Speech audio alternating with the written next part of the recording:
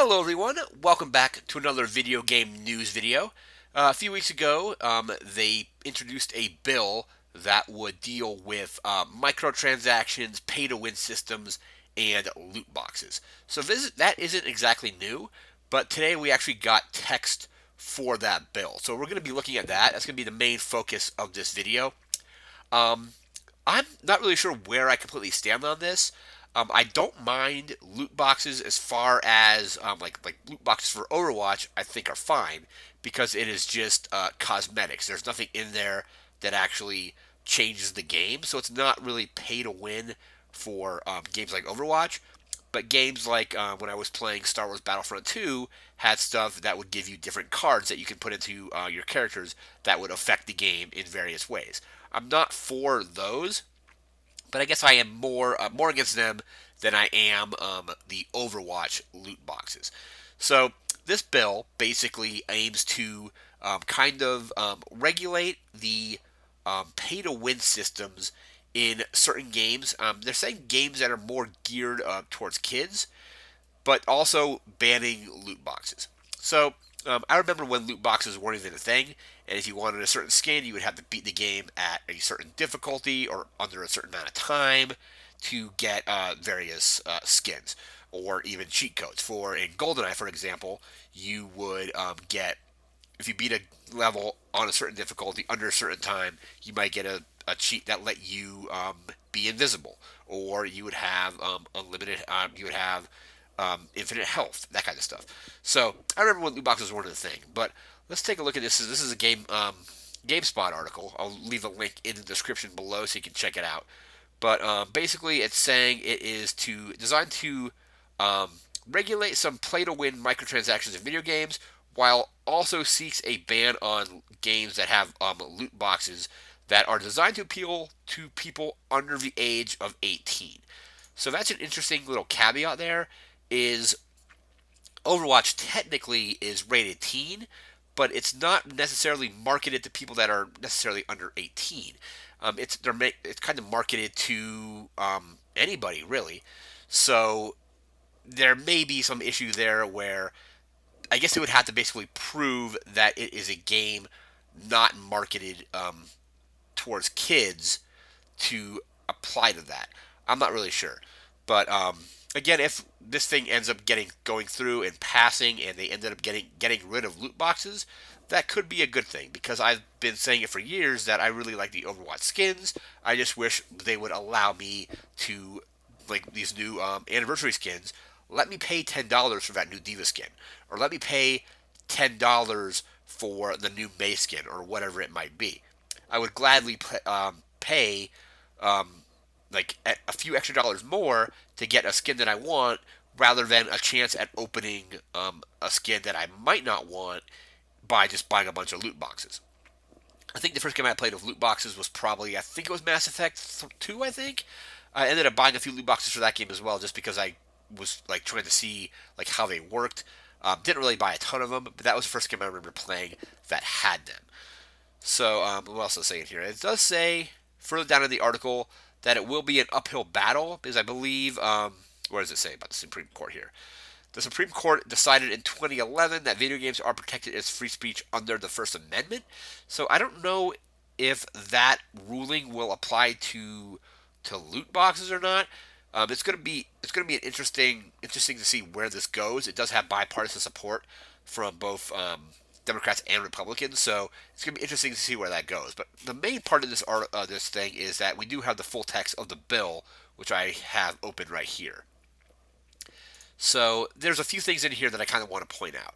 So it says regulation of pay-to-win microtransactions and sales of loot boxes in video games, prohibition or prohibition of pay-to-win microtransactions and sales of loot boxes in minor-oriented video games. I think that kind of means mostly games like your Smurf games, where you're buying Smurf berries and that kind of stuff. But it says game publishers. It is unlawful for a game publisher to publish a minor-oriented game that includes pay-to-win microtransactions or loot boxes, or that's part A. B, an update to an existing micro-oriented game that would enable pay-to-win microtransactions or loot boxes in such a game. digital game distributors, it is unlawful for a digital game distributor to distribute a minor-oriented game that includes pay-to-win microtransactions or loot boxes or an update. So this is an update to existing minor-oriented game that would enable pay-to-win transactions or loot boxes. So some of this does repeat because obviously this is the full wording for how the bill is being presented, at least at the moment.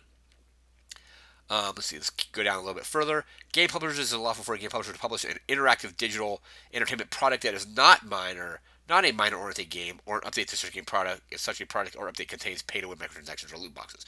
So that may be where they're going to go for games like Overwatch, where it says it is not a minor-oriented game or an update to a game. The publisher has constructive knowledge that any of its users are under the age of 18. So, obviously, Blizzard, for example, here knows that some of the Overwatch players that they have are under 18, but some of them are also over 18. And this second part here, digital game distributors, it is unlawful for a digital game distributor to distribute an interactive digital entertainment product that is not a minor-oriented game or an update to such a game. So there's a lot of repeat kind of stuff here. Commission, we got this one here where it says, where was the thing about 18 here? I think this is the section where it determines how it is determining if it's minor-oriented or not. So minor-oriented game, the term minor-oriented video game means an interactive digital entertainment product for which the target audience is individuals under the age of 18, as may be demonstrated by a subject matter of the product. So obviously something like, again, like Smurfs or any kind of like kid game, or stuff that's geared toward kids or under the age of 18. B, the visual content of the product, the music or audio content of the product, the use of animated characters or activities that appeal to individuals under the age of 18. So this part here, I think is definitely for gearing it toward kids, because you could say that the characters in Overwatch aren't necessarily in this category. So the use of animated characters or activities that appeal to individuals under the age of 18. So under the age of 18 could be maybe they like the story of Overwatch, maybe not. But I don't think they have, like, I don't know. It's kind of a very weird way to explain that, I think. The age of the characters or models in the products, the presence. So that could be, Overwatch does have, like, D.Va is like kind of fairly young in the game, but you also have characters like Reinhardt who are fairly older in the game as well. So it kind of spreads it definitely has a different, like, an age range there. The presence in the product of celebrities who are under the age of 18, or celebrities who appeal to individuals under the age of 18. So I don't know which games would necessarily have celebrities, unless you're counting something like Madden or FIFA, because they're athletes, but they're also considered to be celebrities. Language used in the product, the content of materials used to advertise product, and the platforms on which such materials appear. Content of any advertising materials that appear in the product. Other reliable empirical evidence relating to the composition of the audience of the product. So right here, it's kind of going to get weird, because some of the games, such as, let's say, Star Wars Battlefront, like some kids like Star Wars, but also a lot of adults like Star Wars. So it's going to be weird when they try to determine like what games fall into like what age ranges. Because I know those games are rated teen, but there are adults that play them. There are kids that are probably younger than teens that play them, and so on. So that's going to be weird. I wonder if they just do this on a game-to-game basis. I mean, that's probably what will, like, maybe the way it is now, where, again, I'm not opposed to Overwatch loot boxes, because there's nothing in them that actually has any effect on gameplay. So, like, you're not opening a loot box in Overwatch and getting a buff to Tracer that gives her an extra blink slot. So instead of being able to blink 3 times, she can blink 4. Or you're not getting a thing on Reinhardt that lets his shield have 500 extra health, or anything like that. In Star Wars Battlefront, you did have stuff that would let you reload faster and things like that. So I am, again, against the loot boxes or items that give you a clear advantage in the game. Stuff in Overwatch is fine. So I, again, though, would rather just be able to outright buy what I want in the game with actual money, or say, hey, I want to buy $20 worth of digital money for Overwatch that I can spend on skins or highlight intros or sprays or voice lines. You do earn coins, but you can't necessarily buy coins. So a system that I would much prefer a system where I can buy coins that I can then spend it on whatever I want instead of just having to open loot boxes. But yeah, keeps going on. So it's going to be, this is the actual full wording. There's a link in the GameStop article or GameSpot article. I'll also leave a link to the article or to the full text in the description.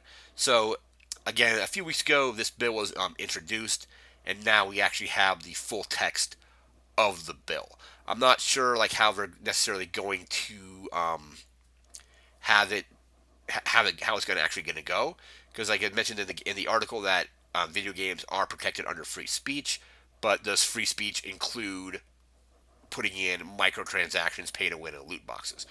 I'm not really sure. So, and again, I'm like I said, I'm not necessarily opposed to loot boxes. I guess I've just become used to them because they're kind of the norm now. But I guess I wouldn't also remember. I remember a time when they didn't exist, and I guess I wouldn't mind if they went away. So either way, we'll just have to see how this goes. The article did state it would be an uphill battle, but I think overall, in the end, if loot boxes ended up becoming banned, I would be completely fine with that. Like again, I still want to have all the cool skins. Just give me a way to purchase them instead of gambling on them, I guess. But that's going to do it for this video. Remember to like, comment, share, and subscribe. We'll be back again with more news. Until then, I want to thank you for watching and take care.